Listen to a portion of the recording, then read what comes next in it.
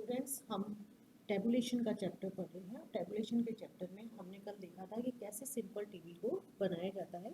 आज हम एक प्रॉब्लम सॉल्व करेंगे जिसमें हम देखेंगे कि यदि क्वेश्चन में 3 घुओं वाली सारणी बनानी पड़े तो हम उसको कैसे प्रिपेयर करेंगे।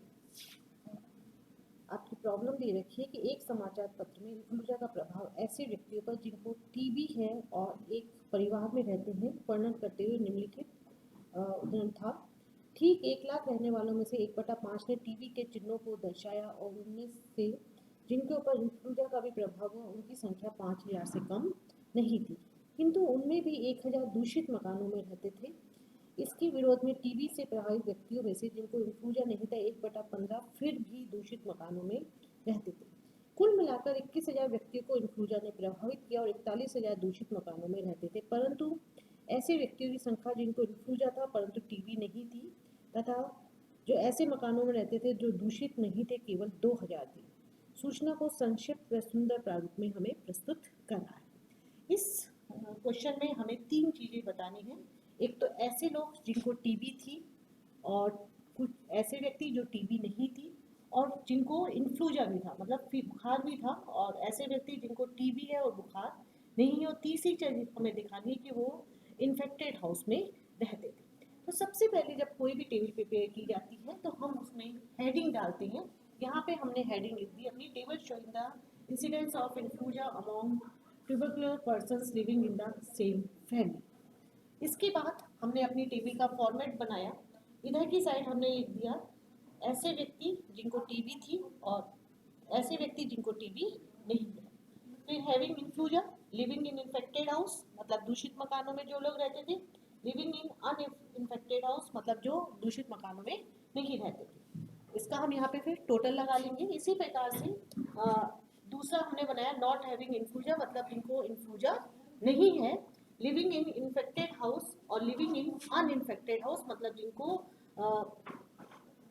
बुखार भी नहीं है और लेकिन टीबी है और वो दूषित मकानों में नहीं रहते। यहाँ पे हमने टोटल लगाया और तीसरा हमने बनाया ग्रांड टोटल का। आप चाहो तो यहाँ पे हम ऐसा भी कर सकते थे, ग्रांड टोटल को पहले हम 2 भागों में डिवाइड कर देते, लिविंग इन इन्फेक्टेड हाउस और लिविंग इन अनइन्फेक्टेड हाउस। लेकिन टेबल को हमें अनावश्यक भी बड़ा नहीं करना चाहिए। इसके नीचे हम लिखेंगे फुट नोट और सोर्स। अब इसका सोर्स हमने कहाँ से लिया, एक न्यूज़पेपर से लिया है, तो इसलिए हमने सोर्स में लिख दिया न्यूज़पेपर। और फुट नोट के अंतर्गत जैसे आप यहाँ पे हैविंग ट्यूबरकुलर्स लिखते हैं तो उसकी जगह यदि मैं लिख देती हैविंग टीबी तो अपन यहाँ पे लिखते फुटनोट पे टीबी की फुल फॉर्म क्या है। इन्फेक्टेड हाउस जैसे मैंने पूरा लिखा है, यदि मैं बहुत शॉर्ट में लिखती तो हमें यहाँ पे भी बताना पड़ता कि ये जो शॉर्ट फॉर्म है उसका क्या मतलब है। अब इसके बाद हमें जो जो इन्फॉर्मेशन दे रखी है सबसे पहले हम लिखेंगे और उसके बाकी की हमारी बैलेंसिंग फिगर कहलाएगी। ठीक 1 लाख रहने वालों में से, यानी कि टोटल जो आएगा हमारा ग्रांड टोटल वो होगा 1 लाख। इसमें से 1/5 ने टीबी के चिन्हों को दर्शाया। 1/5 ने टीबी के चिन्हों को दर्शाया, यानी कि 1 लाख इंटू 1/5, 20,000 व्यक्ति ऐसे थे जिनके अंदर टीबी थी, लेकिन जिनको टीबी नहीं थी वो उसकी क्या होगी, बैलेंस हो जाएगा। तो 1 लाख में से यदि हम 20,000 को माइनस कर देंगे तो हमारे पास आ जाएगा 80,000 व्यक्ति जिनको टीबी नहीं थी। इसके बाद ये हमसे कहता है और उनमें से जिनके ऊपर इन्फ्लुएंजा का भी प्रभाव हुआ उनकी संख्या 5000 से कम नहीं थी। यानी कि टीबी और इन्फ्लुएंजा दोनों हुआ, वो कितने लोग थे हमारे, 5000 थे। तो जिनको टीबी नहीं थी तो 20 में से हम 5000 को माइनस कर देंगे तो शेष हमारे पास बच जाएगा 15,000 लोग जिनको टीबी तो थी लेकिन इन्फ्लुएंजा नहीं था, किंतु उनमें से भी 1000 दूषित मकानों में रहते थे। 1000 लोग ऐसे थे जो दूषित मकानों में रहते थे, तो यहाँ पे हम लिख देंगे 1000। ये जो हमारा बॉक्स है, मतलब जो एक स्क्वायर हमारा, ये हमें ये बताता है कि 1000 लोग ऐसे हैं जिनको टीबी भी थी, इन्फ्लुएंजा भी था और वो दूषित मकानों में रहते थे। इसके विरोध में टीबी से प्रभावित व्यक्तियों में से जिनको इन्फ्लुएंजा नहीं था 1/15 फिर भी दूषित मकानों में रहते थे। 1/15 फिर भी दूषित मकानों में रहते थे जिनको इन्फ्लूएंजा नहीं था। तो 15,000 लोग थे जिनको इन्फ्लूएंजा नहीं था लेकिन टीबी थी, तो 15,000 का अपन करेंगे 1/15, यहाँ पे आ जाएगा हमारा 1,000। कुल मिलाकर 21,000 व्यक्तियों को इन्फ्लूएंजा ने प्रभावित किया। 21,000 लोग ऐसे थे जिनको इन्फ्लूएंजा ने प्रभावित किया, हैविंग इन्फ्लूएंजा। यहाँ पे अपन इसका टोटल लगा देंगे। 21,000 लोग ऐसे थे जिनको इन्फ्लूएंजा ने प्रभावित करा। तो 1,00,000 में से यदि अपन 21,000 को घटा देंगे तो शेष जो बचेगा वो कहलाएगा जिनको इन्फ्लूएंजा ने प्रभावित नहीं करा। तो यहाँ पे आ जाएगा 79,000। ये 79,000 मैंने निकाला 1,00,000 में से यदि अपन 21,000 को माइनस कर देंगे। अब 79 में से यदि 15 माइनस कर देंगे तो हमारे पास वो फिगर आ जाएगी जिनको टीबी भी नहीं थी और इन्फ्लूएंजा भी नहीं था। 79,000 माइनस 15,000, 64,000 लोग हमारे ऐसे कहलाएंगे जिनको टीबी और इन्फ्लूएंजा दोनों ही नहीं था।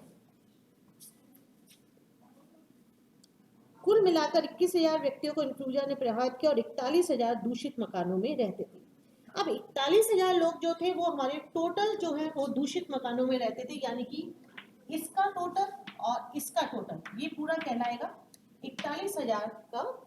अब दोनों में से हमारे पास एक भी फिगर नहीं है इसलिए हम इसको नहीं निकाल सकते अभी,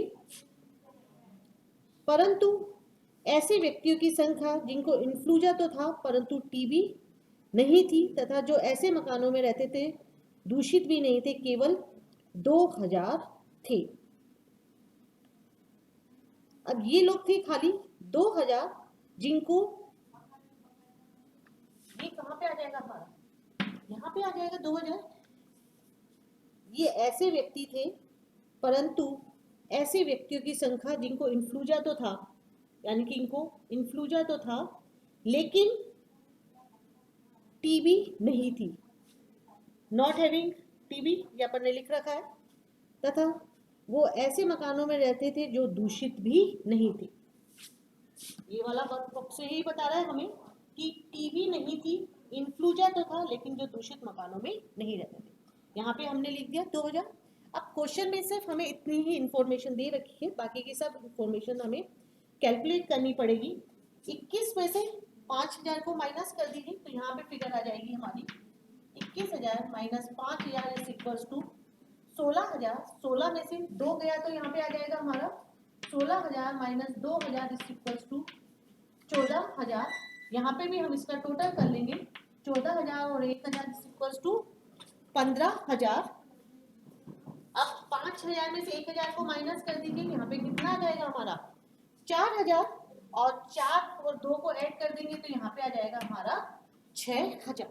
अब ये पूरा हमारा कंप्लीट हो चुका, मतलब जिन लोगों को इन्फ्लूएंजा था वो पूरा का पूरा हमारा जो कैलकुलेशन थी वो पूरी कंप्लीट हो चुकी है। अब हम नॉट हैविंग इन्फ्लूएंजा में चलेंगे। नॉट हैविंग इन्फ्लूएंजा में हम यहाँ पे टोटल हमें बता रखा है कि कितने लोगों को टीबी थी और हमें ये भी बता रखा है कि कितने लोग ऐसे थे जो दूषित मकानों में रहते थे। तो जो दूषित मकानों में नहीं रहते थे वो हम कैलकुलेट करेंगे। 15,000 में 15,000 माइनस 1,000 इज इक्वल टू 14,000। 41,000 में से हम यहाँ पे 15,000 को माइनस कर देंगे। 41,000 माइनस 15,000 इज इक्वल टू 26,000। अब 26 में से हम माइनस करेंगे 1,000 तो हमारे पास आ जाएगा 25,000।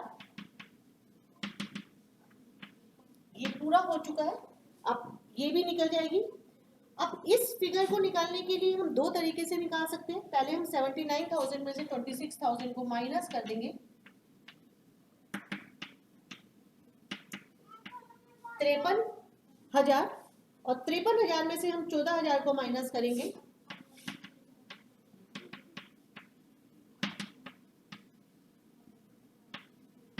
39,000। और यदि हम 64 में से 25,000 को माइनस करेंगे तब भी हमारा 39,000 आएगा। आप किसी भी तरीके से इसको कैलकुलेट कर सकते हैं। अब हमारी टेबल पूरी तरह से कंप्लीट हो चुकी है। अब इस तरह की जब भी कभी टेबल बनाई जाती है तो उस टेबल को बनाते समय हमें विशेष तौर पे इस बात का ध्यान रखना चाहिए कि आप कहीं से भी कैलकुलेशन करिए, आपका जो यहाँ पे आंसर आना चाहिए वो सेम आना चाहिए, और ये जो हमने नीचे फिगर्स निकाली है वो भी इतनी ही आती है। अब इस टेबल को हम इस तरह से भी कर सकते थे, जैसे मैंने यहाँ पे लिखा है हैविंग इन्फ्लूएंजा, तो आप ऊपर टीबी वाले भी ला सकते थे, और यहाँ पे हम लिख सकते थे नॉट हैविंग टीबी। आप किसी भी तरीके से प्रिपेयर कर सकते हैं, जिस तरह से हमें सुविधा लगे बनाने में, उसी तरह से हम इस टेबल को प्रिपेयर कर सकते हैं। Thank you.